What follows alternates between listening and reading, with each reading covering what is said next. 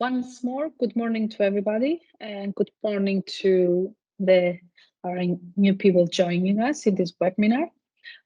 Welcome. Thank you so much for your registration and participation and your interest. This is the second webinar as part of the activities of for networking for FirEUrisk project funded under the Horizon 2020. And we are gonna do another session on April and then continue from there on. Keep an eye on our social media, on our webpage. If you are not part of our consortium or other consortiums of projects that emails are coming through with information. It's amazing to have this many people in from different kind of audiences. We have academics, researchers. We also have part of the states of different states and end users for each of our projects, which are interested in our research in wildfire, for prevention of wildfire. And here we are to this webinar is organized along with Life Resilient Forest Project and VESPRA project. And we're going to begin with the Life Resilient Project presentation from Maria del Carmen González Sanchez, who Maria is a forestry engineer with a PhD in environmental hydraulics. She's a project manager of this project that she's going to present us for, and is working for the University of Valencia as a scientist and as an assistant professor. Her research is focused on forest-water relationships and how forest management can reshape this. And main expertise is eco-hydraulic process-based models and anything about the subject about forest and waters nexus. I'm gonna give the floor to Maria if she wants to further introduce herself and also proceed with the presentation. Just to remind everybody that this session is recorded and the recording is gonna be removing any information, personal information, emails, names, etc. Other than the presenters and myself, will be posted on our webpage for you if you want to watch it later on. Questions you can place in the Q&A box that you have on top of your screen, and we can do a round of short questions and answers after each presentation, but also we can also, depends on the timing, we can do it at the end. Okay, that's the logistics, let's say, of the webinar. Maria, share your screen and you want, and please begin whenever you're ready. Okay, thank you, Clayla, for the introduction. Good morning, everyone. Thank you for inviting me to this webinar, which looks very promising and very interesting, and of course for being here.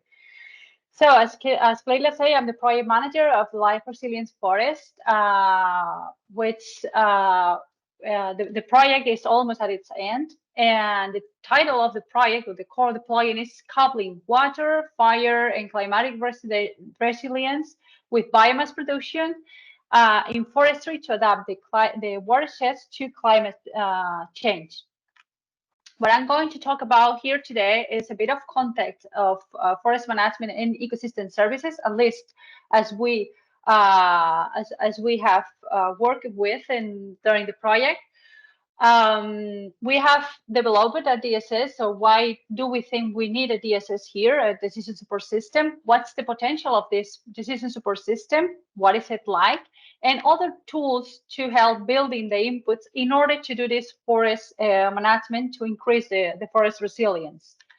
So far, the goals of the project, well, the main goal was to develop a decision support system for forest management, for forest managers, sorry, in order to make it easier to design a forest management that includes more than one ecosystem service or more than one goal, and always looking at the forest resilience, which in our case, well, I myself work in Spain, so fire is an issue here. So always looking at this kind of resilience. Of course, Life project is not only about building things or building tools or developing softwares and so on. Actually, a very transversal, a very common goal in all the specific objectives is to promote forest management in order to help the forest to cope with climate change. So we do not want just to develop a DSS support system. We also want to apply it. We also want people to use it and to apply it and to develop this forest management. So as everyone knows here, I guess, forests provide tons of ecosystem services, provisioning, supporting, regulating, and so on. And when I manage the forest, I am modulating this, I am shaping these ecosystem services. I am changing them. I'm not saying for good or for bad, but I'm just changing them. Probably if I'm doing it correctly, I am improving some of these ecosystem services. And when I'm managing whatever forest it is in your catchment or in your mountain, the ecosystem services change or whatever I'm producing there, it's affecting downstream areas as well. So I cannot just think about forest management at local scale, because its effect will go also downstream and sometimes upstream. We all know that forest management for timber and all these goods and services that currently provide us or they can be selling in a market, they can be exchanged by money. We all know that forest management for that ecosystem services, but there are many others ecosystem services modified when I'm doing forest management. So if you do the forest management under a sustainable point of view, you are probably improving part of this ecosystem services. And from resilient forests, we think we have to demonstrate this added value of forest management to the society. How can we demonstrate that? So we need to quantify, we need numbers. It is very easy to say, I am improving biodiversity, or I am decreasing fire risk, or whatever. It is very easy to say, but we need to put numbers on these actions, on these results. When I'm doing forest management, I am modifying the provision of ecosystem services, and usually when the forest owner, even if it's public or private, they usually think about or design the forest management thinking about just one goal, and then the rest of them will come on the way. If I'm designing my forest management for fire risk, this is the main design, and maybe other things will come in the way, but fire risk will be the main goal, or timber production, or whatever you think you can be managing the forest for. So what about the rest of the ecosystem services? What's going on with them? What happens with them? What happens with fire risk if I am doing forest management for timber, or if I am doing forest management for carbon storage? A lot of people know, okay, the fire risk might increase, but how much? That's what we have been working on in this project. How much? How to put numbers on this? And also, why should I manage my forest only looking at one goal, like initially, not like any other goals that come along the way? But why should I do my forest management looking just to one thing?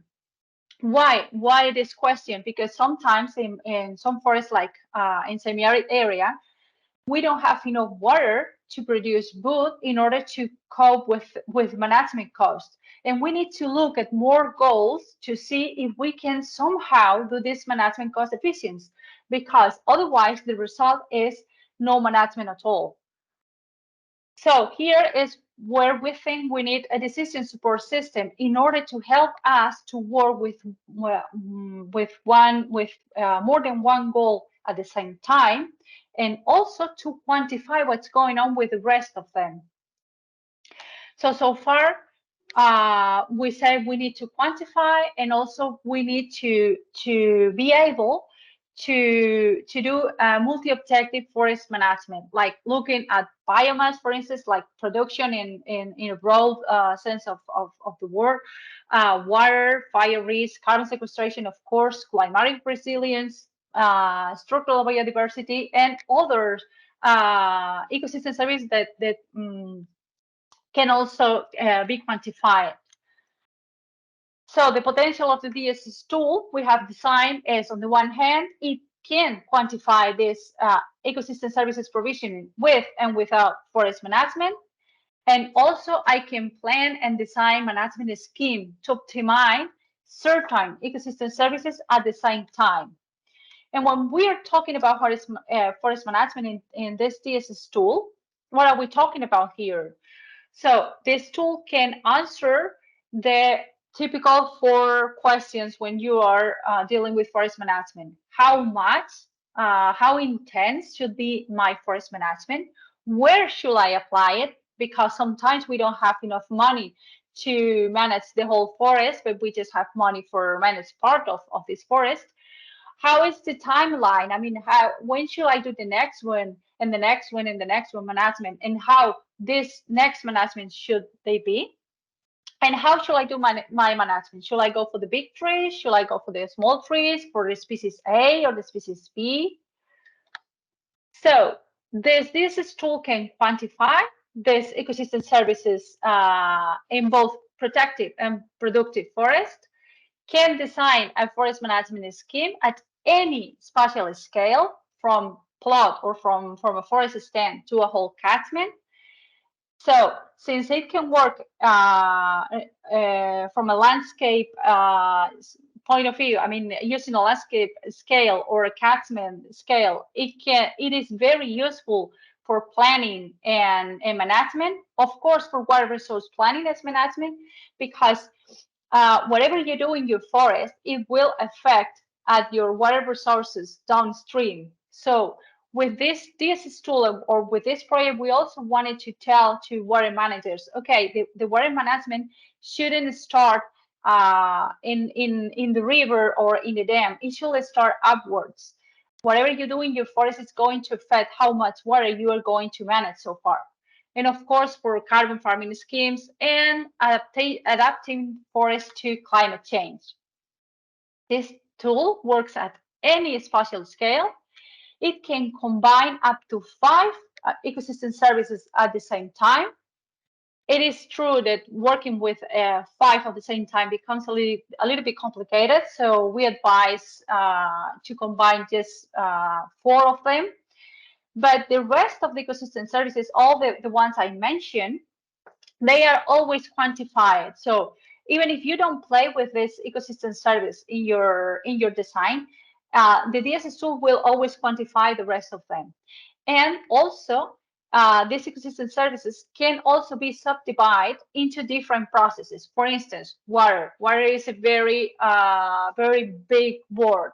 So maybe the forest manager just want to know what's going on with the water content of the fuel, of the live fuel, or of the dead fuel, or wants to know the water percolation or the runoff or whatever. And the same with carbon. Maybe you just want to sequester carbon by the soil or by the vegetation. So it can be subdivided into different processes. The user is the one that chooses the relevance of its ecosystem services, and it always quantifies all of them. So what it is like, the DSS tool? Well, what have we done here? We have combined process-based models and optimization algorithms. And then, of course, we have a graphical user interface in order to interact with the user.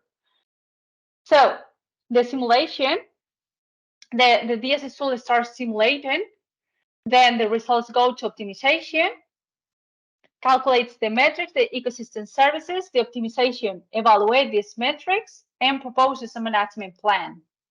Proposes a management plan and updates the situation. So it goes back to simulation again until a certain number of iterations until when? Until it reaches the Pareto front. Once it reaches the Pareto front, it means all the management, the proposed management plans are equally good, finding a compromise among all the ecosystem services the user has selected. So the simulation calculates the processing flows that occur in the ecosystem. We have different models in order to give the user different complexity levels. It generates metrics, and the metrics are, so far, the ecosystem services or the goods and services provided by the forest to be evaluated. We have 4 groups of these ecosystem services, the grouping of carbon, where we have biomass extraction, carbon sequestration, and so on. Water, we call it here aqua, you'll understand why. Percolation, runoff, soil moisture, fire risk, and eco-resilience, where we have forest resilience and biodiversity. And these 4 groups stand for CAFE. If you read it, it is CAFE, and it is the name of the tool: carbon, aqua, fire, and eco-resilience. The optimization part is the one that provides the best solution, and it has the decision variables where the user can answer to any combination of these 4 questions. Just answer one of them, the 4 of them, or any other combination. And then you'll have the response variables, which are the ecosystem services so far. Then you have a visualization part that allows you to play with the results, to filter, to give more relevance to one ecosystem services over the others, and so on. It will give you a distribution map where you will see in each forest working unit, what do you have to do, and when do you have to do it, and how do you have to do it, and of course, what are you obtaining. And so far, this is the DSS tool. This is the simulation part where we have these 4 process-based models. They play with this ecosystem services and go to the optimization part and go back. So the graphical user interface is a web interface you can interact with. I mean, it's very easy in this sense. It's very intuitive because it's web language. To use it, you need, on the one hand, to know how do you want to work. I mean, which questions do you want to answer, and how is your site? And then you have to do the configuration of the DSAs, and of course, which metrics do you want to play with? I mean, the DSS won't tell you. You will be the one having to select which metrics do I want to play with. I can find, or you can find, this DSS tool in our website here, and of course, it's for free. I mean, you can download it and you can use it, and we have also material for helping the user, and we are preparing more material. We have applied in several sites. Here, just to explain, we have applied, this is Spanish, in a protective forest, in a productive forest, and a protective forest. So why I wanted to show you this 2 different forests. Number one is a very humid forest, and its goal is timber. And number 2 is a semi-arid forest where I will never be able to produce timber. There's not enough money for that. There is not enough water for that. So we call it protective forest. And so they are very different kind of forests, different species, different climates, different soils, and so on. And since I am working with process-based models, I can use the DSS tool in any forest I have data. So I am going fast here because the video is long. So this will be the DSS tool. This is how you interact with it. And well, so far, here is where you select the management goal, and then you start the simulation. And I'm going straight away to the results. Okay, sorry. Here are the results. Okay, then you can see here the results where that the DSS tool gives you, and this is how you play you interact with the results. Each line is a management scheme. Each line has reached the Pareto front, so it means it is equally good as the rest of them. So it's not the user the one who has to choose, depending on if the user wants more biomass, lower fire risk, or we have also included a column with potential costs. So the user usually select the cheaper one, which, well, I can understand that. This is a productive forest, so the selected solution is always the one that produces more biomass. And here, well, here we have the rest of the solution. And the next one, sorry, I'm going so fast, but I'm seeing the time is running. So the selected solution here in the case of Serra, of the semi-arid forest, is the same. And finally, you got all these solutions. I mean, it's the same, you work with the same, even wherever forest you're coming from. And we are working here with a stand, with a forest stand, but we can also work with a complete forest or with a catchment. And we know also that building some of the inputs here, it's a bit tricky. So we have also developed this tool in Google Earth Engine. It's also for free, and you can download it, and, well, not download it, you can just click and use it. This tool combines different satellite index, calculates and combines different satellite index, and is reflecting the water offer, the water content from the soil, the water status of the vegetation, and the atmospheric demand. So it is working with the soil plant atmosphere complex. So it interacts with it. It calculates the three tanks of water, and sees and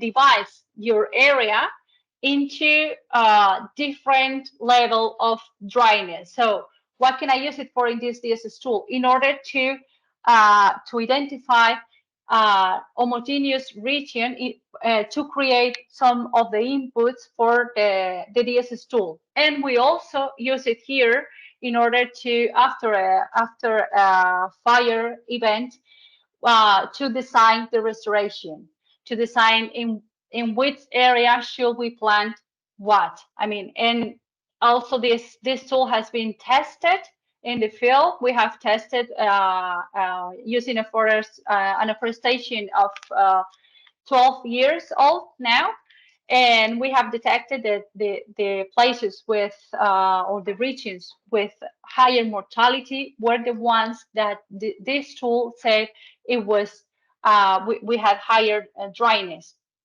and the places where we have lower mortality were the ones that the satellite detected zero dryness or low dryness. So this tool is complementary to the other in order to design, to discretize, to divide my area.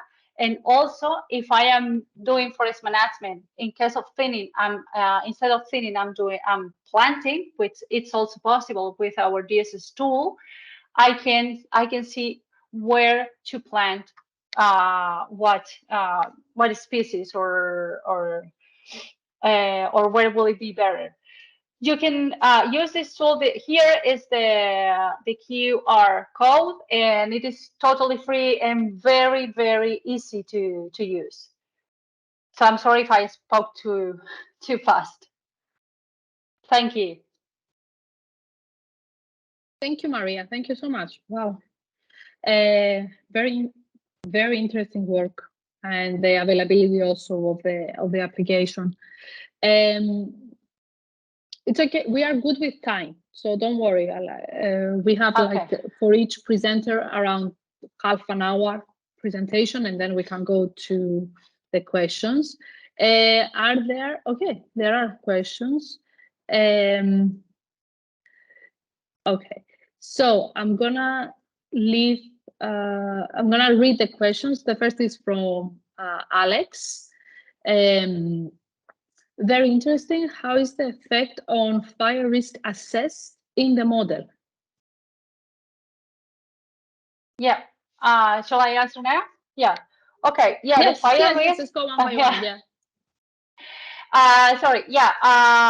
By now it is assessed by soil. Well, the little layer moisture and the water content of the live fuel of the plant.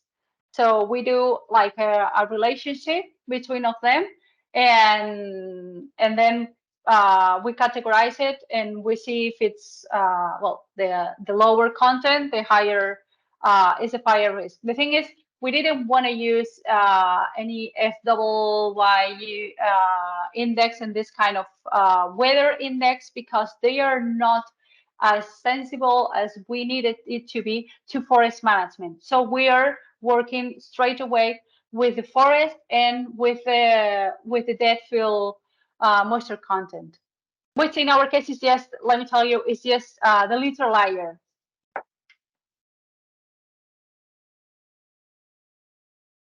Okay. Just give you some time to, if you want to have a water. And I'm seeing now a message saying that they cannot see the Q&A. It's on the top. Maybe if you click on more of Teams, maybe you can see it. If not, if any of you cannot also see the Q&A box, you can write in the chat. Okay, that's interesting because it should be anybody to be able to see it, but it's okay. Just write on the chat, it's fine. And I'll go through it also there, okay? Okay, and one more question here in the Q&A from Maria Lucrecia Pettinari. It's what information are you using for the resilience of the forest input? Can it be downloaded independently? Well, we are calculating what we do is we always compare in our DSS. We always compare the what will be the additionality of forest management. So we always compare with the baseline situation, even if the baseline is also managed, but we compare with the baseline. So what do we compare here when we are talking about forest resilience? By now, because it is going to improve, by now we are dealing with water use efficiency.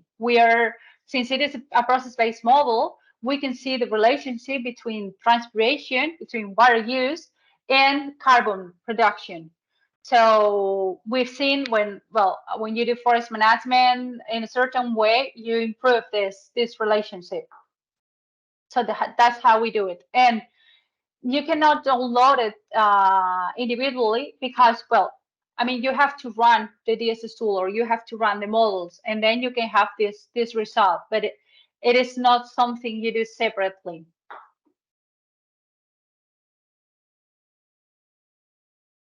Okay. Thank you, Maria. Any other question?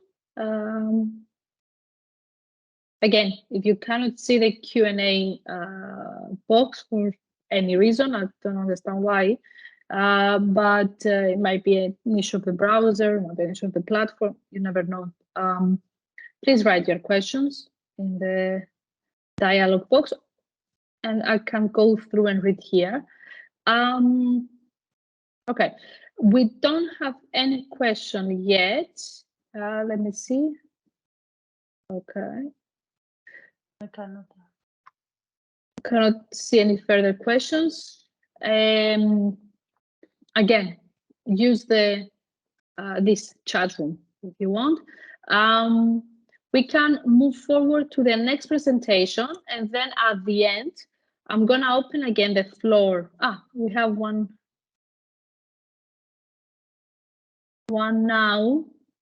I think from Alex as well. Okay, I'm gonna read that too, and then we will move on. Can it also function at the European scale, or is that too large, Maria? Well, it can, but it is too big, actually. I mean, the answer will be yes to both. I wouldn't do that. It can, because so far it's a process-based model. So as long as you give the right inputs, it will work.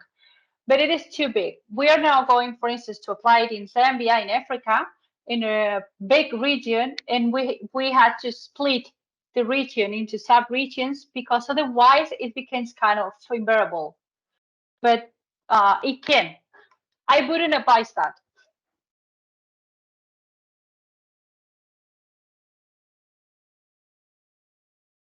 Okay, thank you. Sorry, I'm just looking at the settings as well.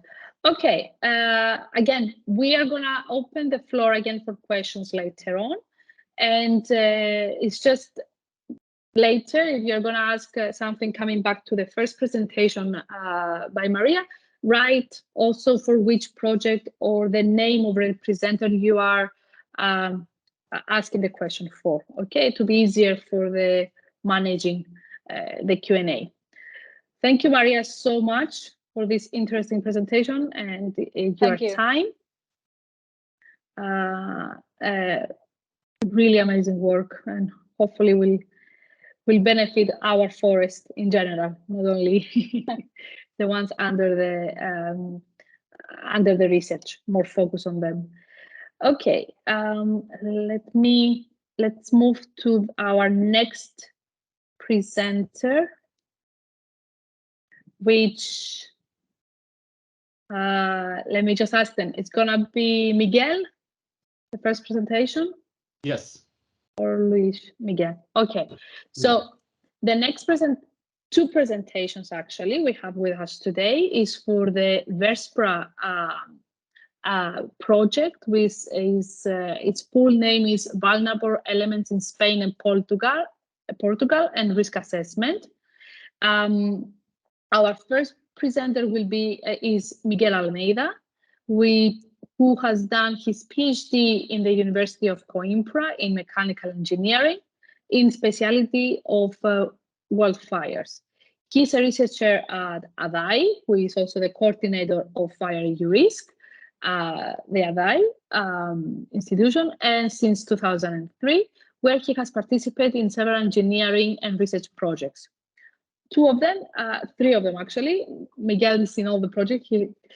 Of our three projects presented today: FirEUrisk, Live Resilient Forest, and the VESPRA one that he's presenting today for us, which integrates this webinar and all the three several projects. Okay. Maybe Miguel could be the one to, if there are any questions related to the three ones, Miguel, I think, would be the one to help us out there.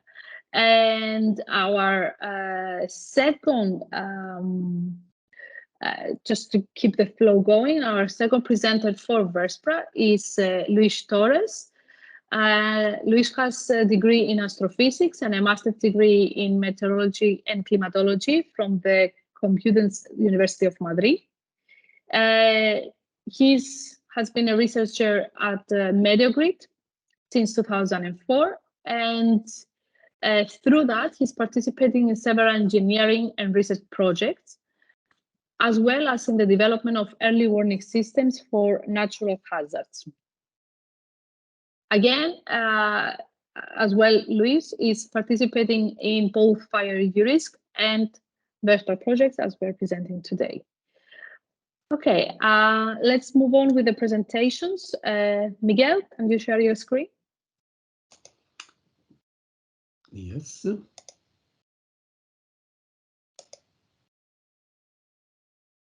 Great.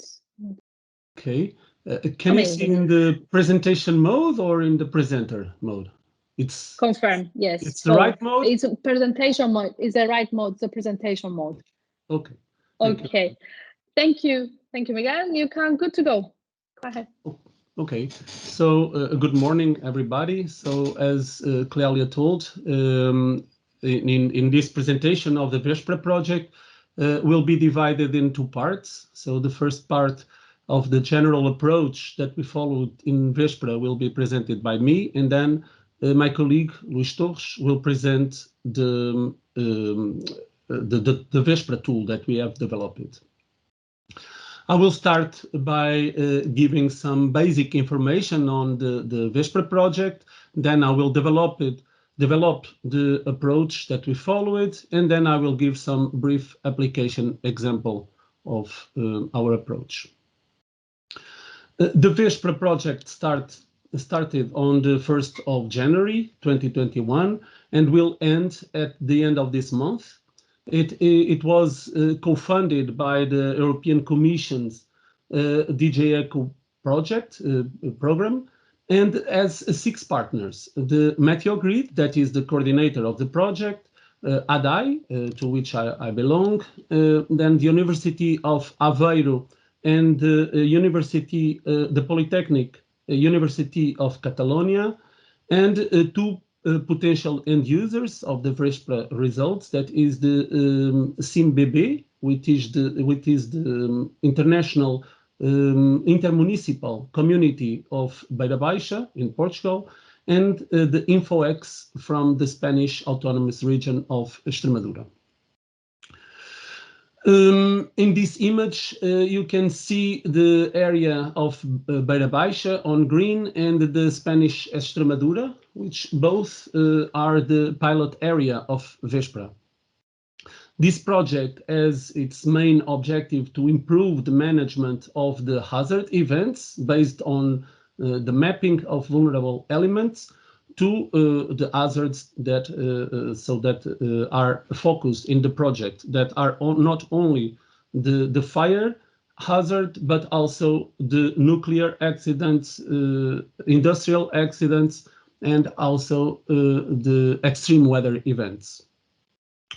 And so we will map the vulnerable elements to those hazards, considering that the need to update information, knowing that this information quickly outdates during a wildfire event or other event. So let's move to the approach that we have followed in the VESPRA, so to map and classify the vulnerable elements. And first, we have started by making a survey of several databases of vulnerable elements, but we found that in general, the existing databases refer not to only one hazard. And so we created our own more flexible VESPRA database, so addressing at least our 4 hazards that we address in the VESPRA project. So, and our database, the VESPRA database, we created several levels of information. In the first level, we created 6 categories of elements that at risk, namely the people, essential services, commerce and public service facilities, industrial facilities, environmental elements, and cultural facilities. At a second level, each of the previous 6 categories was detailed. For example, the category 2, concerning to basic services, was detailed in educational facilities, healthcare facilities, power and energy systems, and so on. We still created a third level with even greater detail. For example, using again the category 2, the subcategory of power and energy system was detailed into electricity generation, distribution infrastructures, hydrocarbon facilities, etc. Each element of each subcategory was associated to a complementary information that we called attributes. For example, the individuals that can be associated to attributes like the age, the gender, if there is any disability, and so on. And so this was for individuals, but the various elements were associated to attributes, the various elements that of each subcategory. Before moving on to our approach regarding to vulnerability, it is important to clarify our understanding of what vulnerability is. So basically, we associated vulnerability to the degree of loss or degree of damage to an element as a function of the hazard severity. But of course, these are functions, and you can imagine that finding a vulnerability function for each element of the database that I have explained would be not an easy task. So we decided to group vulnerability in classes, so in low, medium, and high, as you can see in here. Now I will explain to you our algorithm for vulnerable characterization and mapping to map the potential damage driven by a hazard event. So we start with algorithms input information that appears in green in this image. And on the left side, you can see the dynamic information that refers to data that varies regularly, like the meteorology, the full moisture content, and so on. In the middle, the static information that does not need that regular updating, and addresses the more stable information, like the elements at risk, the terrain models, and so on. All these elements are at risk, as I told you, associated attributes. And among those attributes are the value classes and the vulnerability classes that I will explain in the next slides. The VESPRA tool also integrates hazard models like a fire behavior simulator, which will allow us to determine the area affected by an event and the expected fire intensity or the hazard severity if it's a different hazard. All this data will allow us to map the area affected by the event, also the potential damage classes and the potential losses for the different elements at risk that are mapped in the affected area.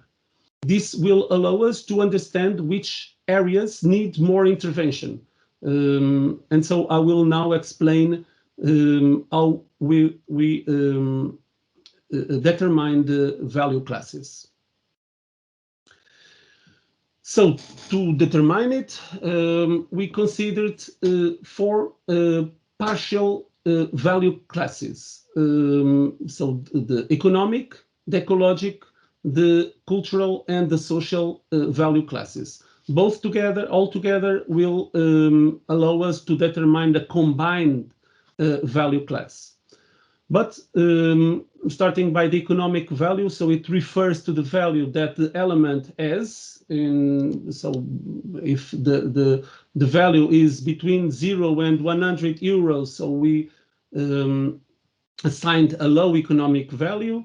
If it's 100 to 500 euros is a medium economic value, or more than 5 euros, it is a high economic value. The definition of the ecological and cultural values results from the special scope that the loss of that elements could drive. If its value it's only local, so the class is low. If it's regional, it's medium. And if the loss have a national or even an international impact, the value class is ecological or cultural is high. The determination of the social value depends on several factors, like the area of its interests, once again, local, regional, or national, or international, the number of jobs that are generated by the elements at risk, the social disturbance that the loss of that element could cause, and the amount of people that would be affected by the loss of that element. For example, if we are talking about a large factory, it could the loss of that factory could affect an entire community or a region and could cause loss of many jobs, causing great social disturbance. As I told you, all these special classes produced a combined value, which is determined according to these rules. So if the impact of an element implies a clear risk to human or animal lives, then the reference class, the combined class value is high. If we are talking about a critical or a strategical element, the value class is also high. And if two or more partial value classes are high, so the combined class value is also high. Otherwise, the reference value is determined by the average of, or by the rounding of the sum of the values divided by 4, considering the relationship, so that goes between the no value 0 points and the high value 3 points. Here we can see some examples of the determination of the combined value classes for each element at risk based on the partial value classes. So by assigning a value class to each element in the database, we can map the value of each element that is in the study area. And then if we simulate a fire, for example, in this area, running, in this case, the fire behavior simulator, then we will obtain the area affected by the fire, comprehending all the elements at risk inside the affected area. The simulator, the fire behavior simulator, also gives us the expected fire line intensity that varies in different zones of the affected area, since the intensity depends on the static input and the dynamic information that I have talked before. I show this image, just to situate you in the diagram that I previously showed. So I have already talked about the dynamic and the static information. I have showed how to determine the value classes and how to use the hazard model. And now I will talk about the vulnerability classes and how they were determined. For each type, we defined a vulnerability class model like this that you can see, which is referred to a house. In this case, so for example, if a house is exposed to a low fire intensity up to 2 megawatt per meter, the expected damage is about 38%. If the intensity is medium, so it's 75%, and if it is high, the expected damage is about 96%. Naturally, these vulnerability class models are very general for the house in this case, and it's just a raw estimation, so it only appears by default in the VESPRA tool. I mean that if the VESPRA tool user wants to change this model, it can do, for instance, increasing or decreasing the damage percentage depending on whether it's a new or an old house, or if it's a timber or a concrete house, for example. So with the vulnerability model defined for each element at risk and knowing the fire intensity that in the area affected by the fire event, we can estimate the potential damage expected for each element in the affected area. The potential loss that is our final result, will depend on the potential damage to each element, and so the potential damage and the combined value that this element has. So the class of potential loss is determined by this matrix that I'm showing, and once again varies between low, medium, and high. And so we can map the potential losses associated with an event that can occur in our study area. If we are dealing with a fire like this, of this example, we can determine what are the elements that are here in red, and these elements in red should be firstly protected, because are those that have more value and because are those more able to be damaged. Now I will show you one example of the application of this approach that will allow us to better understand what I have presented. In this figure on the left side, we can see a simulation of the fire line intensity that was made for Castelo Branco in Portugal, and for a wind of 12 kilometers per hour, which is typical in that region. And on the right side, it's the same area of interest, but with a wind velocity of 60 kilometers per hour, which is considered as critical. Naturally, the fire line intensity in the critical scenario reaches much more often high intensity values represented in red. When make the analysis, including the vulnerability elements and the value classes that I mentioned before, we obtained the potential losses resulting from those fire scenarios.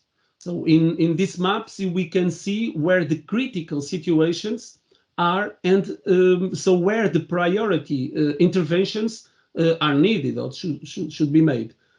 Once again, of course, the critical scenario has many more priority interventions highlighted here in red.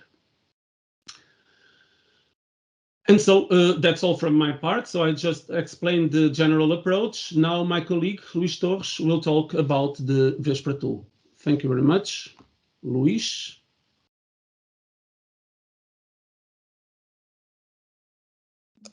Just a moment. Cannot see Luís. Maybe he has a connection issue. Just sent him an email. I cannot see him in the webinar. He was here. Okay, I have just sent him an email. Let me just check if there are any questions on this part of the presentation. Okay, just to give him some time, maybe has some connectivity issues, technical issues there. No, there's no question. It was very clear.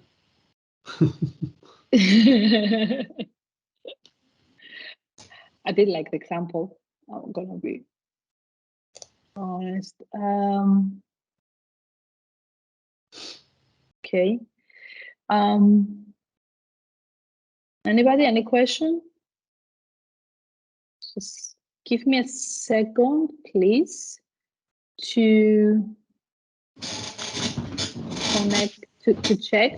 Miguel, just to give me some time to check if there's everything okay with Luis. How do you see, we haven't completed with the presentations. We still have a presentation from Alex regarding FirEUrisk and land management, but in which level do you believe these three projects are connected, let's say, and maybe we can comply with the latest demands by the European body that is funding us as well, to actually have an integration between the projects?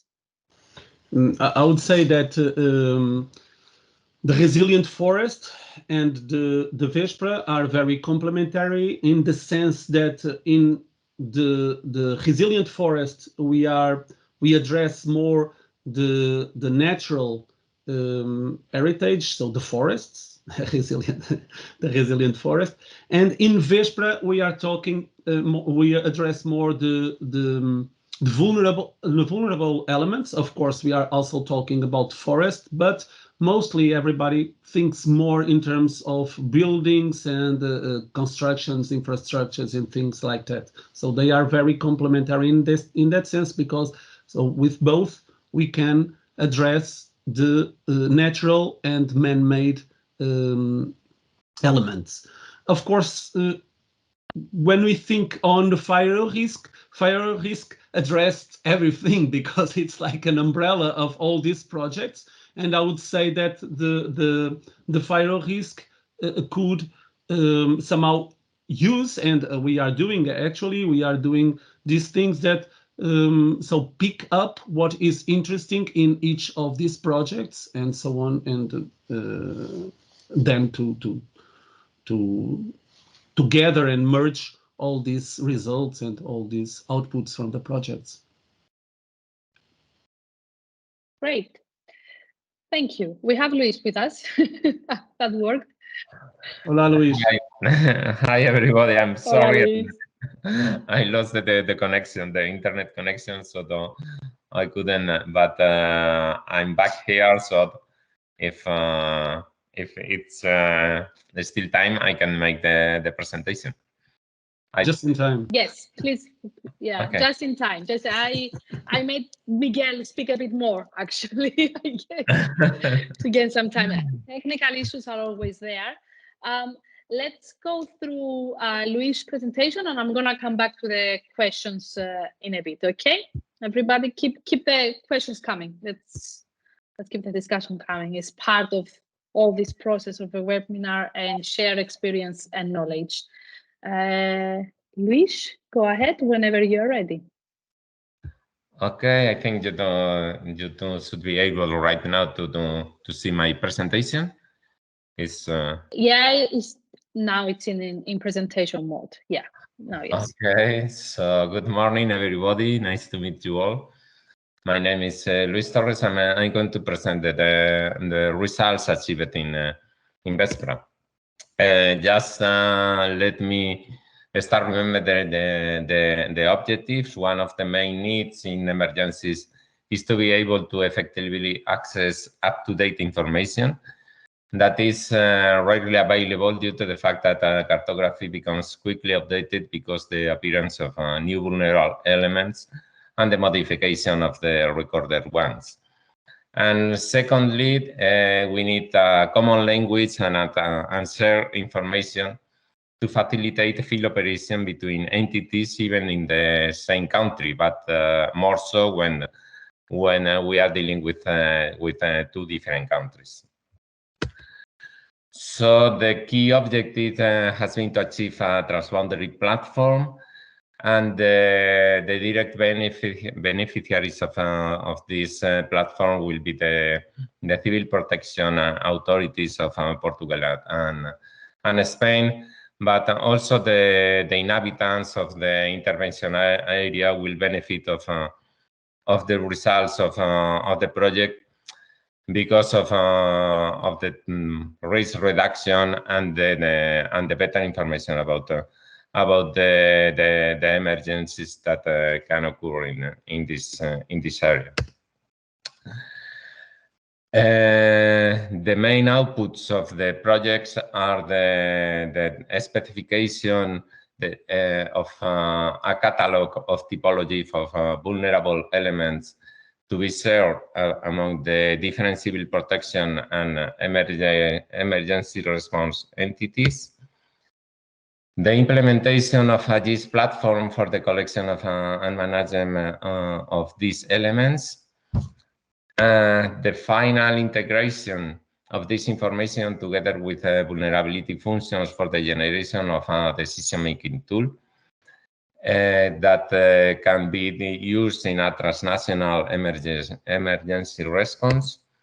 And finally, one of the outputs is also the verification, the validation of this platform through training exercises for civil protection authorities.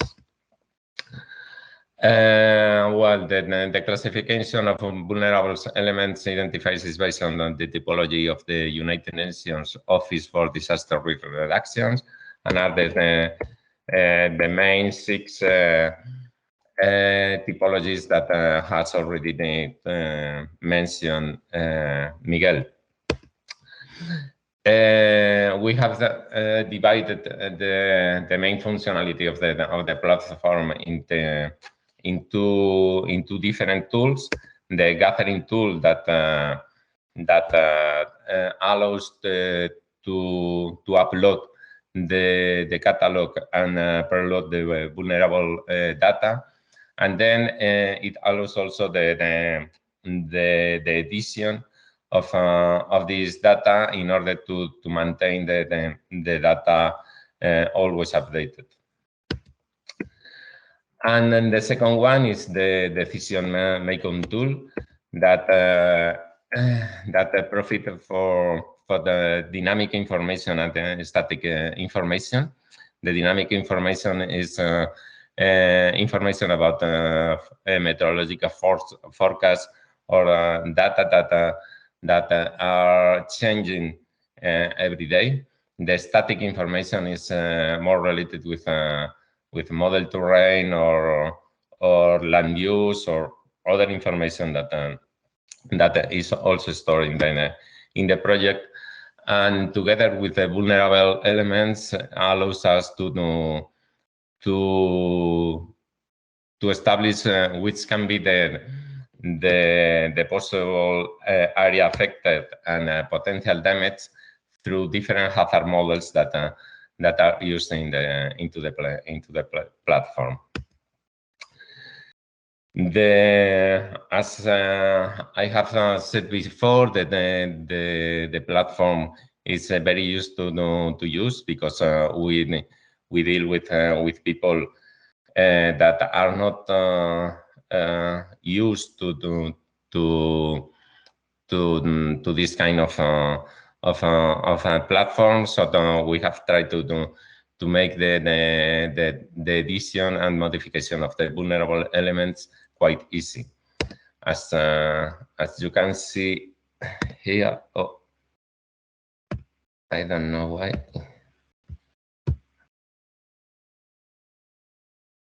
The presentation don't run properly, but okay. Okay. And well, you can access the platform. Do you wanna try load it again, or? No, it's the same, because okay. it's more or less there was a video to show how to edit a vulnerable element, but I have also these slides that also show how to access the platform and how to edit the vulnerable elements. So it's more or less the same. You can access the platform with the login. Once you have access to the platform, you have access to all these possibilities. The vulnerability map is the gathering tool, and in the gathering tool, you can access to you can see all the elements that are already recorded in the platform. As we have said, there are 6 main different typologies of elements that are related, differentiated in more subtypes, and to access to the information of each one of the elements, you just need to click on the element, and the system displays the information of the elements that are near the point you have clicked, and you can consult the element, or you can edit the attributes of the different elements.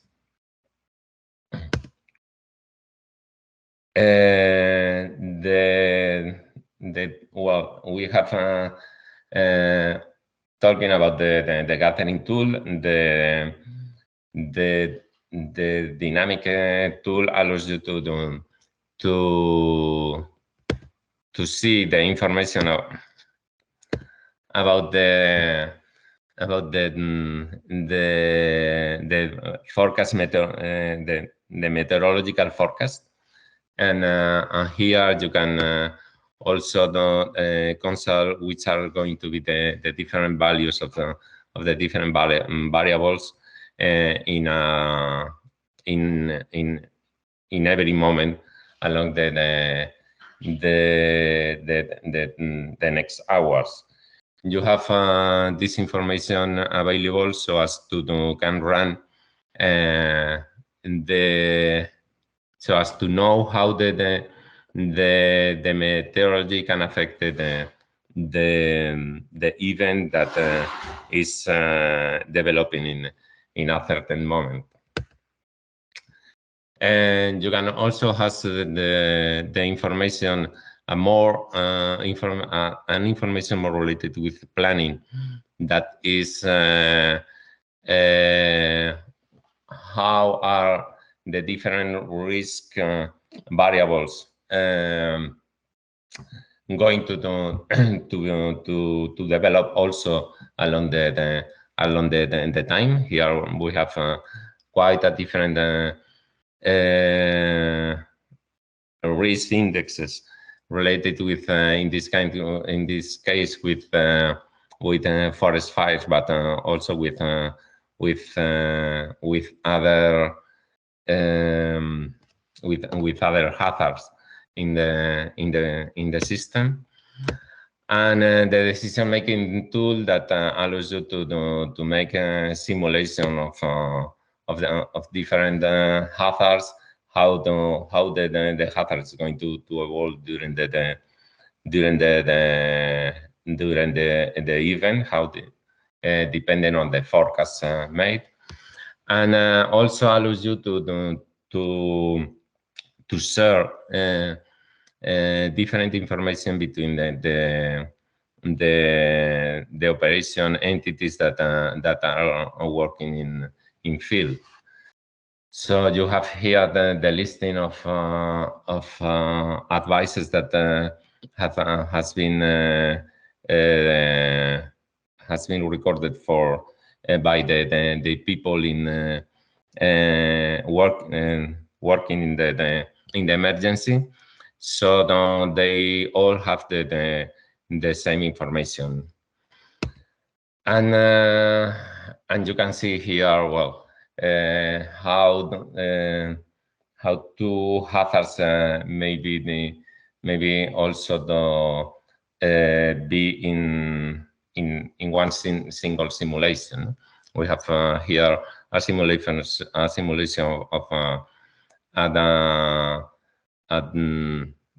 cloud of smoke together with a simulation of a forest fire. And finally, we have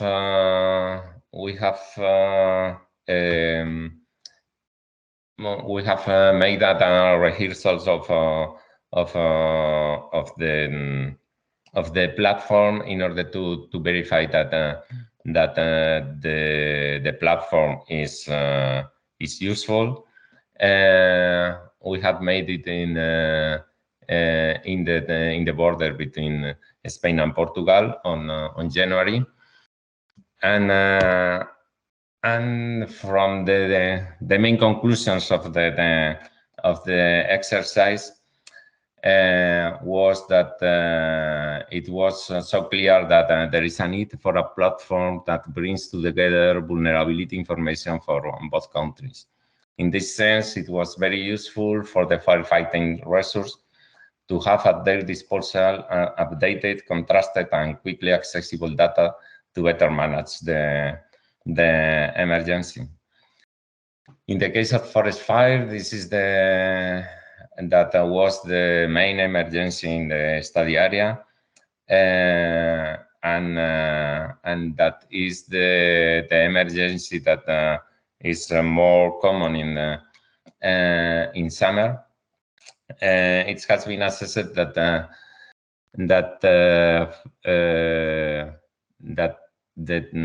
the information to access information very in these sensitive and rural environments require in this sense is very useful for firefighting, so, to have access to this information and to share the information between the different entities. And thanks to this activity, it has been possible to disseminate the platform among the different work teams. As conclusion, well, a joint web service system has been assembled incorporating the catalog, the vulnerability geodatabase, the weather forecast services, and the various models for vulnerability analysis in each risk domain. And the GIS platform is able to explore information at different scales, from very local to regional and transboundary scope. I would like to thank all the members of the VESPRA consortium for their involvement in the project, and also the European Commission for funding this the project. And I would like also to thank you all for the attention to this presentation. That's all.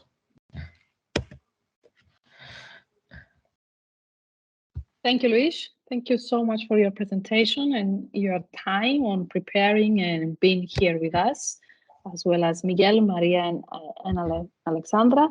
Okay, let's go to the questions. I'm gonna read them through just very quickly, and then we can go to the last session. One question I think was from before, was for Miguel, but both of you could reply.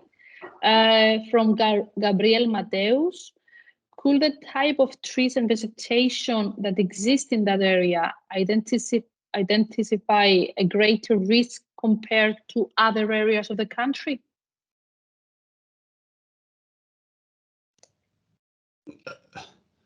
I don't know if it's I don't know if it's for us. So, but actually the VESPRA tool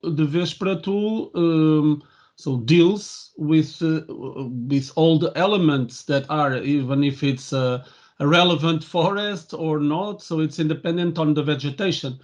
I don't know if it is if this question is linked with the use of the fire behavior simulator.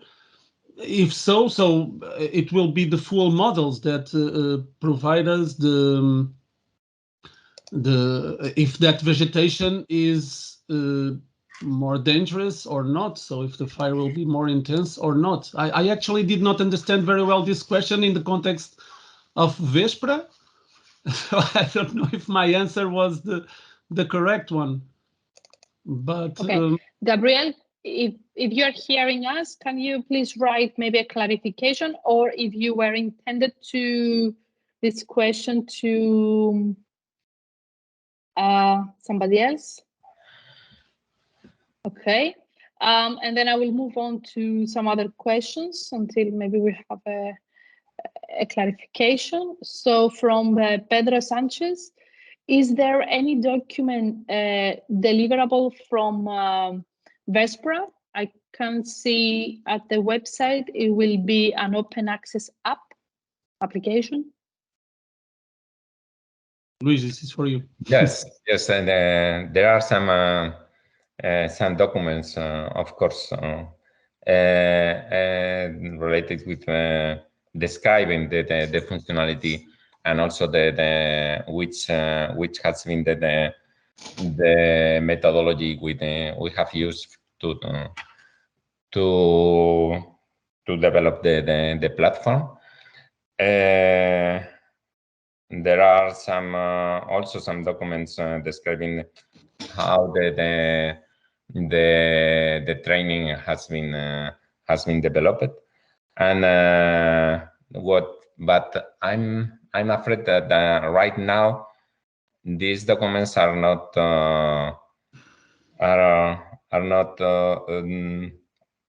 available in the web link of the platform, but we can make it available there, or you can ask us for the information. Okay, thank you, Luis. And one more question from Nuno Ricardo. How to gain access? How can you gain access on VESPRA? Do you have to create a user account? Yes, you have to ask for a user account in order to give you a user and a password. Just let me add that we have distributed user accounts in our area of study. So in order to perform that training session, and so we distributed user accounts for the firefighters, the municipalities, and all the entities that are dealing with wildfires in Beira Baixa and Extremadura Espanhol. Spanish. Yes, the platform is not open because well, it's the vulnerable elements are sensible information that some of the civil protection entities don't want to share with public in general. So we have to care about who can access the platform and which grants are given to each one of the users. Okay, let me check if we have any other question regarding this presentation. There is a question for the first presentation, but I'm gonna wait for it to go back at it after the end of all the sessions. Okay, it's just let's say comment here, an observation. Very interesting presentation. It's a good way to assess impacts. Thanks. Thank you so much for your review. So we can go, we can move on to the third presentation, and then again, keep coming, keep the questions coming.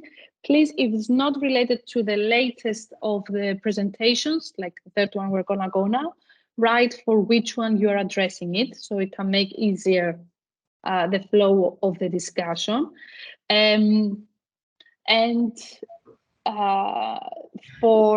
To conclude this very interesting webinar, we have with us Alexander Niedermeyer, and she's here to present on behalf of FirEUrisk with a bit more focus on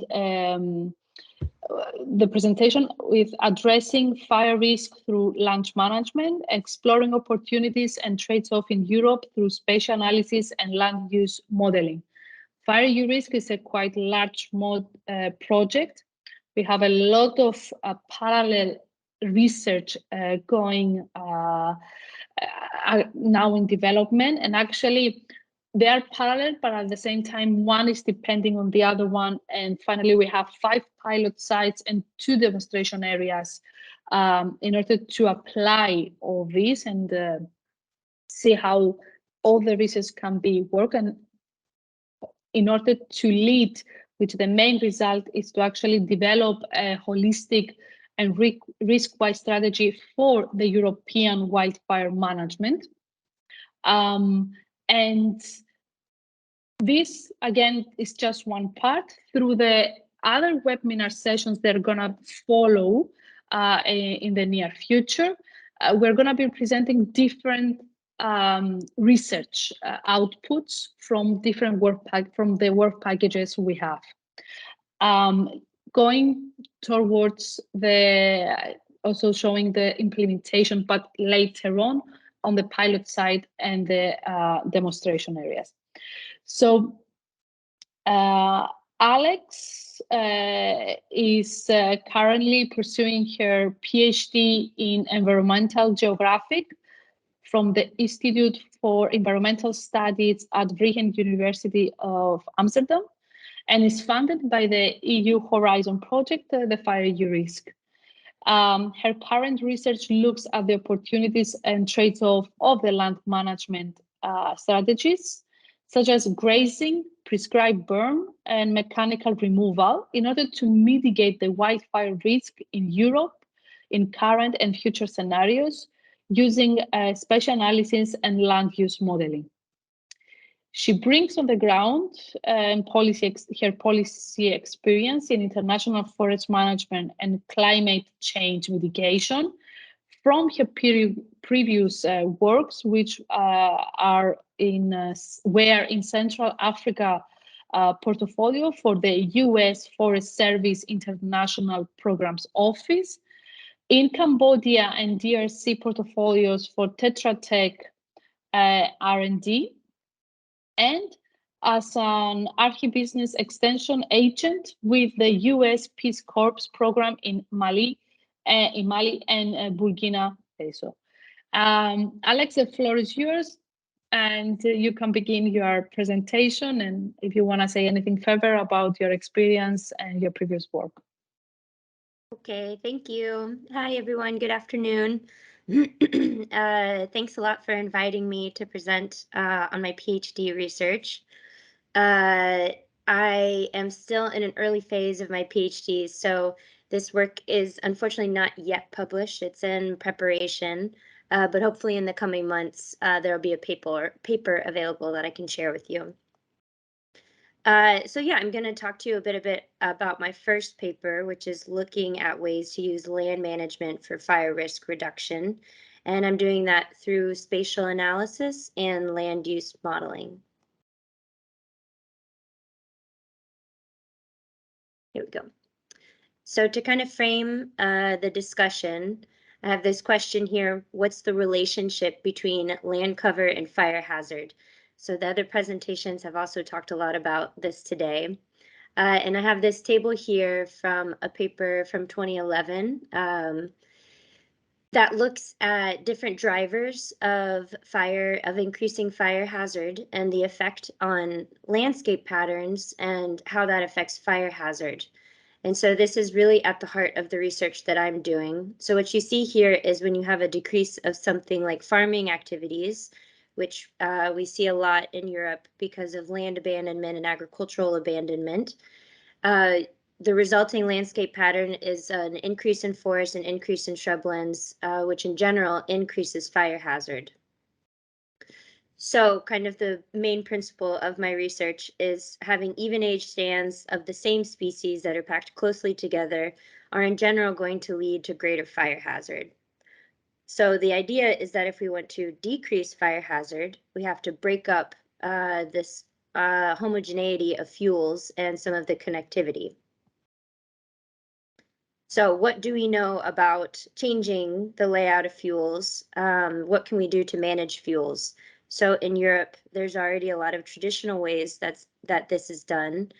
So I'm sure many of you are familiar with grazing, either just in fields like you're seeing in the middle picture here, or within forests and more of a silvopastoral kind of system. Of course, there's also silvicultural activities, and then prescribed burning has traditional use in a lot of parts of Europe. And then in the lower left-hand side, you see wood pellets, which are part of this mechanical removal process, are a way to incentivize forest management, which Maria also talked a bit about. Of course, these are more land management options, but there's also bigger landscape changes that we can make. For example, peatland restoration, artificial lake construction is another one, or even replacing whole forest stands with other species that might be less flammable. So the question for my research is then, which areas of Europe are likely to be suitable for specifically land management strategies? And the land management strategies that I'm referring to here are grazing and browsing, mechanical removal, and prescribed burn. So the way that we assess this is that we started with a systematic literature review and ended with about 123 papers. And we wanted to identify the constraints and the opportunities of adopting different land management strategies that have the potential to reduce wildfire hazard in Europe. So we identified factors that either created these constraints or opportunities, and we wanted to create a map based on these of the factors that had a spatial parameter and which we could find data available. So for grazing and browsing, for example, some of this, we found a lot of different suitability factors, but the ones that had more of a spatial element and had data available were, for example, sheep and goats, livestock in general were found to be very good for reducing fire hazard. Notably, we did not include cattle, for example, because there were some mixed results there, as cattle can actually recruit shrubs, which we mentioned before it can lead to greater fire hazard or is associated with higher fire hazard overall. Wild ungulates also were shown in a lot of places, especially in areas where you might have agricultural abandonment, to be effective in reducing wildfire hazard. And then we use pasture quality because, of course, you need something for the sheep and goats and wild ungulates to eat. And then finally, market access and livestock mobility. So to be able to, for example, either transport animals to areas that are high fire hazard, or also if you're trying to start more of an income generating activity in certain areas by increasing raising livestock, for example, you need a way to transport the goods that would be coming out of those sectors. So milk or meat or whatever you might be selling on the market. So when we put all of those together, we get this map of suitability for herbivory, which is kind of an umbrella term that I'm using for grazing and browsing here. So you're seeing in these maps, the first one is ungulate diversity. So instead of doing kind of a population analysis or trying to make a decision about how many ungulates, what species are the best, the risks of overpopulation, the literature seemed to indicate that having a diversity of diets, of herbivore diets, was very good for fire hazard, so that, much like I mentioned with cattle, you don't have accidental recruitment of certain types of vegetation, such as shrubs, for example. And then that's also true for the livestock diversity that you're seeing in figure 3. So that means that these are not how many sheep or goats are the perfect amount for reducing fire hazard, but rather that these animals are present on the landscape. So similarly for mechanical removal, we have transportation accessibility. So this means that you need to be able to take the equipment, for example, that you would use to do mechanical removal. But a lot of that equipment, the literature indicated that it couldn't enter onto very steep slopes, so very mountainous areas, for example. So we created a restriction that slopes that were greater than 30 degrees were removed from the suitable areas. We had an estimate for available forest biomass that followed sustainable harvest guidelines from a 2019 data set. And then we also used the proximity to known biomass power plant facilities, since in some cases, the incentive for mechanical removal is to use it for energy purposes, or then sometimes more locally in people's houses for heating.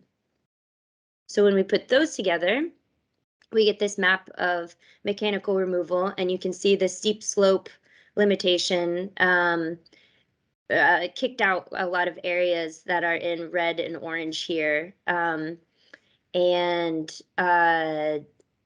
You can also see that the effect of the biomass, the forest biomass availability, also has a big effect on the areas that are most suited for mechanical removal. And then finally, for prescribed burn, this one had fewer factors, but the biggest one is the creation of this prescribed burn day map. So prescribed burn days are days that fall into a kind of a meteorological window of when it's safe to do a prescribed burn, and also when it's going to be effective to do a prescribed burn. So you don't want very hot temperatures, not too low temperatures. You need the right relative humidity. It can't be too windy, and you need it not to have rained too recently. And then finally, also the transportation of labor and equipment for for prescribed burn is important. And also, I should say, for emergency personnel in case you should lose control of a prescribed burn. So when we put those together, we get this map of suitability for prescribed burn. And you can see that this is pretty localized. So especially areas in Southern Europe had a lot of suitability for prescribed burn, which is very interesting. And you see a lot of these red dots scattered throughout Europe, and that's because we also created a mask removing high areas of, like big cities and things like that, because in general, the literature indicates, and I'm sure you all know, that people don't like a lot of smoke, in their houses and things like that. So we removed those as being less suitable for doing prescribed burn.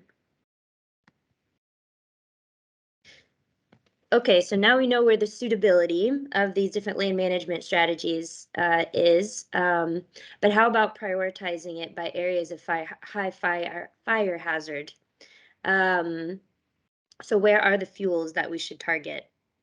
So we adopted this wildfire danger by thermal anomaly, a map that was distributed by EFIS last year. And we kind of matched that with these suitability maps for the 3 land management strategies. And what we're looking for, which you can see on the right-hand figure here, is areas that are they're highly suitable for the land management strategies, and they're also high risk or high fire hazard. I'll note that I'm saying the word hazard because my research is really targeting fuels. Obviously, we're using this wildfire danger map, and we're using that as a hazard, or as a proxy for hazard, essentially, because there are a lot of different definitions of these things. So what we find when we put that together, these choropleth maps are showing you areas of medium and high suitability for each of the land management strategies, and areas of medium and high fire hazard in Europe. So this is pretty interesting because we can see that prescribed burn overall covers the greatest area of Europe. So it covered 52% of Europe. That's the figure on the right-hand side, which was followed by the herbivory map at 50%, and then mechanical fuel removal at 46%. So they're all relatively high. Prescribed burn, again, we can see that it has a lot of coverage in the highly suitable and high fire hazard areas. So it has the highest number of this area in purple, 15%. And you can see a lot of that is localized in more southern areas in Europe. And then mechanical removal, somewhat interestingly, in Eastern Europe, you can see there's almost no areas of both high suitability and high fire hazard. And of course, Northern Europe is getting left out a lot here. And part of that is because of the things like biomass availability, or the accessibility impacted Northern Europe for all of these, and then some of the limitations on prescribed burn, probably mostly being too cold a lot of the year, kicked out a lot of these areas. But of course, this is looking at each of these strategies on their own. But we're also interested in where we could use them together, or if there are certain areas where only one land management strategy is uniquely available, because it would be nice to have more than one land management strategy. And of course, we know that a lot of these land management strategies are complementary. So this map is looking at the areas of medium and high suitability, and then the medium and high fire hazard. So medium fire hazard is on the left and high fire hazard is on the right. And the reason we separated those is that there's some research indicating that doing things like land management strategies is better targeted towards areas of medium fire hazard. You can imagine in areas of high fire hazard, the risk is already so high that in some ways doing these land management changes is almost not enough, or sometimes it can be too late. So to be very effective, targeting medium fire hazard areas might be better. So the interesting things that you see here in this kind of darker purple color, these are the places where actually all three land management strategies are available, which is great to have a lot of options for these places. In that like hot pink color, you can see those are the places where only mechanical removal is available based on our study, which is pretty interesting. For in green, that's herbivory only, and that becomes an option, the only option in a lot of places in Northern Europe and in the UK.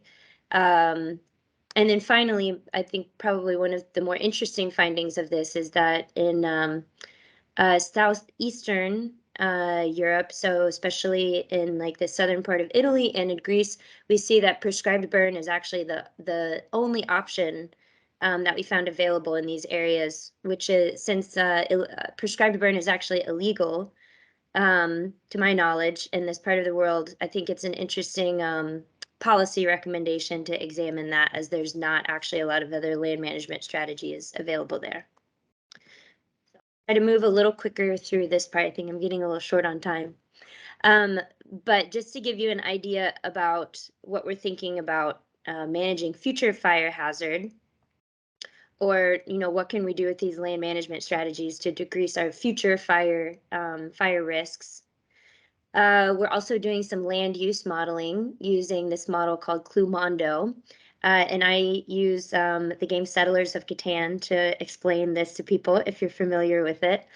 So Clumondo essentially helps you to look at some of the drivers of land use change and land cover change. And essentially, much like the board, we know that we have certain resources that we're going to need: wood, building materials, fodder, etc. And we have different players with different strategies and goals. And we have certain places that these resources can come from. Timber is not available everywhere. So Clumondo starts with these land systems, which are a lot like the game board. And they have these different characteristics: crop production, livestock numbers. And then we use storylines, which are based on the shared socioeconomic pathways, which you can see here. So there's one that's taking the green road, and then one that's more regional rivalry, rocky road. And these have associated climate pathways as well. And then we essentially use Clumondo to we take some information from macroeconomic models, and we use Clumondo to allocate where we can get these resources from in Europe. So an example of what that looks like, this is a little bit of a random example from from mountains in Romania. And what we see is that between the baseline that we used in 2015 and then with SSP1, which was the green road storyline, we see this shift from low intensity croplands to more forest and cropland mosaics, which makes sense because that scenario is more of a green pathway. So we're trying to recover forested lands. And of course, there's all these benefits that we want from reforestation. So this is interesting, but what does this mean for fire hazard? Well, as I mentioned before, if we decrease farming activities and we see an increase in forest and shrublands, we anticipated that we would have an increase in fire hazard. So how do we kind of weigh these different things? So we have fire hazard management on the one hand, and then a lot like Maria was talking about, it's a perfect introduction. We have things like connectivity, biodiversity, carbon storage, ecosystem services, and unintended side effects, especially with the Green Deal and some of the EU strategy on green infrastructure, for example. So this is something that we're now trying to look at is how we can kind of weigh these fire hazard management options and these other services that we want, and then how that might play out into the future. So kind of the caveat on my research is that a lot of these elements are in flux. So climate change can have a big effect on what land management strategies you can use. Prescribed burn, for example, there's been research to indicate that there will be fewer of these prescribed burn day windows. And also vegetation patterns are obviously changing, environmental envelopes are changing. So certain species of trees, for example, might be migrating across the landscape, and that could change fire hazard in different places. Socioeconomic changes are in flux, demographic patterns. The wildland-urban interface, for example, is often changing.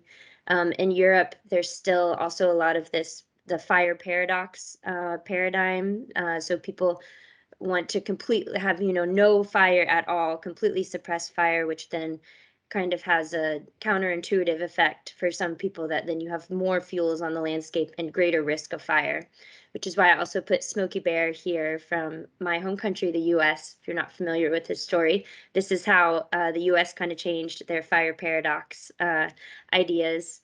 And then, of course, local factors for uptake. I'm looking at all of Europe, but there's very local things that affect whether people would even want to do these land management strategies. I'm always joking that I really don't like goats, so I would definitely not want to use goats in my area to reduce fire hazard. Just, personal choices.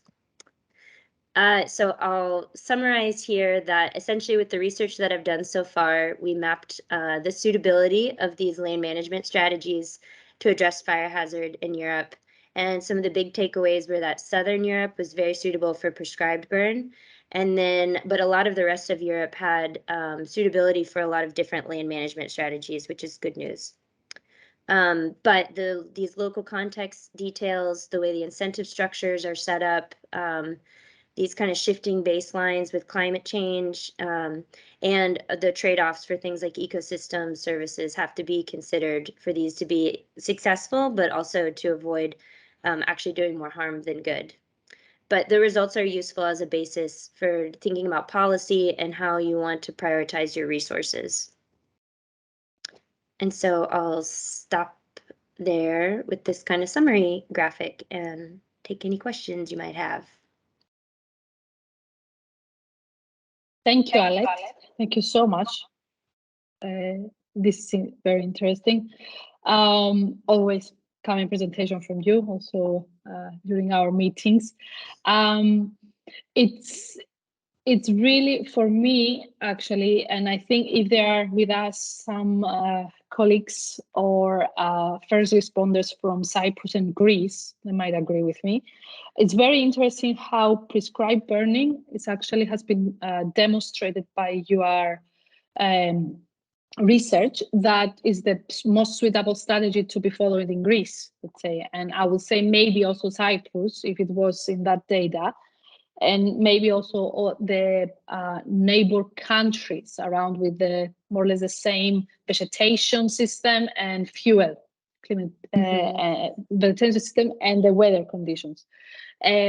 But I'll tell you through my experience and also being part, let's say, of this family of the first responders, due to my father that was a fire officer, is that it is something that they used to apply years ago, many years ago, by both the fire brigade and the forest department. However, it's not something in their tactics. It's not included in their tactics anymore, even though the old, let's say that those that they have the experience, they do agree that it's a very good strategy when nothing else works, actually. And I don't know why there have been so, I mean, the people behind it, developing these taxes, that have been so negative about it, but maybe it's something to start influencing, start showing, maybe do some testing on the ground. And if this is what we need, maybe it's to promote it a bit more. Yeah, I will say that there's so much of the literature, and I've heard a lot of things like this. I think a lot of parts of Europe have used prescribed burn traditionally, either to manage fuels or to regenerate, pasture, for example, if they're doing grazing or something like that. And I also understand the hesitation about using prescribed burn. Being from the US, just this last year, actually, there was a point at which the Forest Service had a moratorium on using prescribed burn because some of them got out of control, and then people get very nervous. And so, yeah, I totally understand the hesitation that the government maybe has, because especially you can imagine a pastoralist, a guy with his sheep somewhere, and he used to be able to, for example, set small fires and they would just put themselves out and he didn't have to do a lot of monitoring. But with climate change and vegetation changes, that same small fire can take over a whole mountain or something. And so the local traditional uses of fire, it's just a different system now, I think, than it was 100 years ago for a lot of people that would like to use those. So it will be a whole shift outside of my expertise to make that kind of change. Yeah, I think it's based on training and culture, let's say, of which depends on the country you are. So I'm gonna go through, I think there is one question for you. Will these maps be available from Katia Javier? Yes, they will be. I hope to submit to a journal.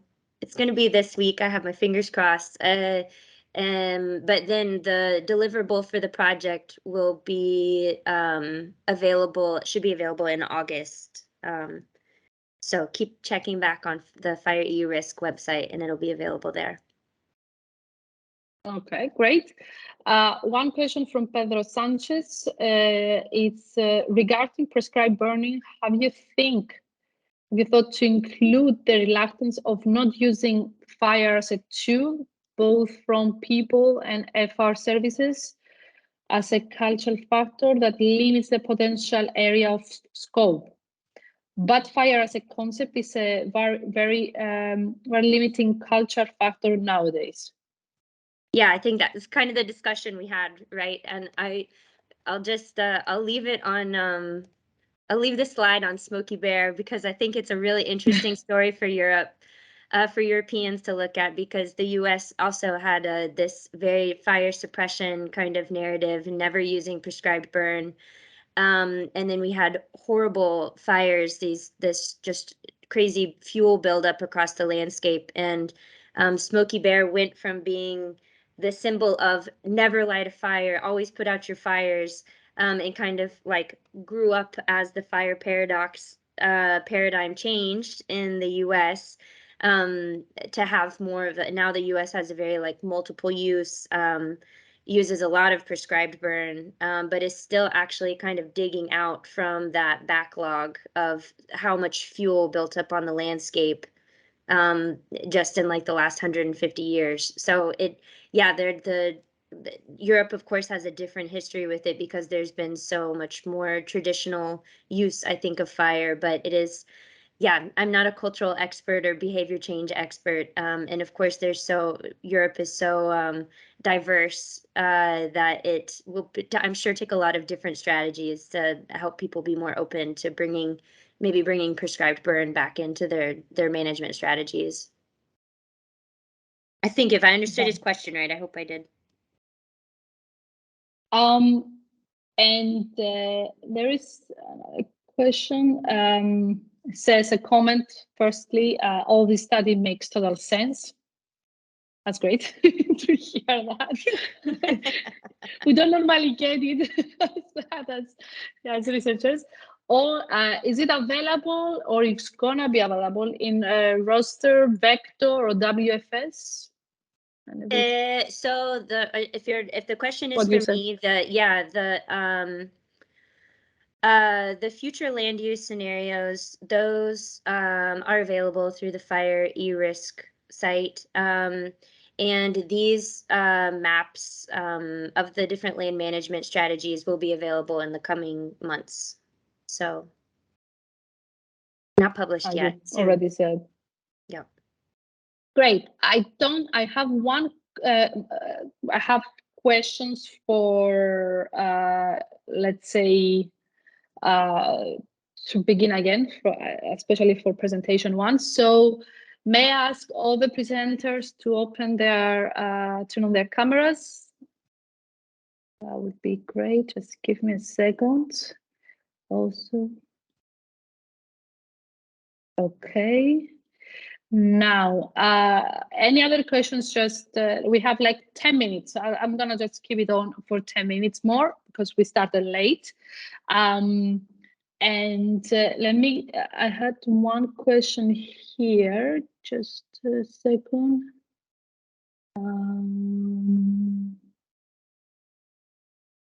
Okay, question is from Paritos Vasava. It's for Maria, the question. What's the biggest area that CAFE can handle? Yeah, hello. Maria. Okay. Hello. Well, the biggest area, it's whatever area. I mean, keep in mind the metrics or the ecosystem services are going to be calculated by using a process-based model. So this model, as long as it has all the information, can be run at any area you want. But that's the theory, and then that's the practical work, that the variable area or the variable information. I wouldn't do like I don't know, more. I mean, I wouldn't do more than catchment level. I wouldn't do more than one catchment at the same time. You can split and you can run the catchment separately. But more than one catchment, I mean, I'm talking about big catchment here. I wouldn't do that. It's not that you cannot. It's just it will take you a lot of time. That's it. It will be like the DSS tool running maybe for a week, just with this. So you will have to have a computer just kidnapped for a week or even more. Thank you, Maria. And I think it's another one also for you from Carmen Sanchez Garcia. About the water component of the DSS tool. What model are you using to assess water impacts? And does the tool provide information on effects of forest management on water quality? For example, effects from runoff or erosion into water streams. Maria, it is in the Q&A panel in case you can see it if you want to read it yourself, or I can go through it again. Okay. Well, we have 3 different models you can choose. But if you're talking about water effects, I will go for just 2 of them, which are the spatially explicit models. So water quality is assessed just with carbon and nitrogen. There's no other water quality parameters you can directly use. You can afterwards, in post-processing, see something about sediment load and so on. But by now, within the DSS tool, just nitrogen and carbon. And since we are using a distributed model, in this case, we can see whatever is going on from the upstream, from the very top of the catchment until the very end. Is that what you are simulating? So you can see if the forest management is increasing the runoff, is increasing the soil moisture, or increasing soil evaporation, for instance, or whatever. And now we are going to include an hydrological analysis to see if the forest management is affecting somehow to the hydrological regime of the site area. For instance, imagine forest management is going to increase your base flow. By now, we cannot do that directly from the DSS tool, but on post-processing, and we are on our way to including it, to include this hydrological parameters. So you will see the effect of forest management, not just in water quantity, whatever it is in percolation or in the vegetation or in the soil, but also in water dynamics.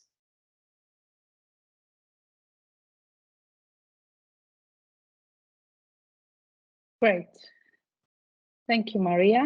Okay.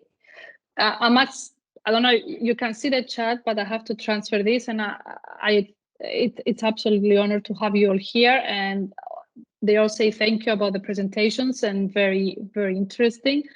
Thank you all for participating, actually, and showing your interest. This gives us all, I believe we are kind of on the same boat here, all researchers and academics, most of us, at least.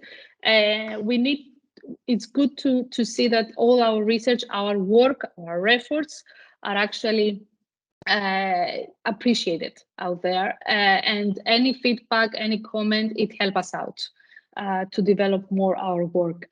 If there are no other questions, then I'll just close the meeting. Again, thank you all. There are more webinars coming on our way. One is in April, and one more before summer, I believe, and then again September. Keep an eye on our social media of FirEUrisk. Keep an eye on our website. Once more, thank you, Maria, Miguel, Luis, Alex. Thank you so much for your time, your efforts, and and your unbelievable contribution of making successful this webinar. Thank you for organizing. Thank you. Thank you all. Goodbye. Bye. Goodbye. Thank you. Bye.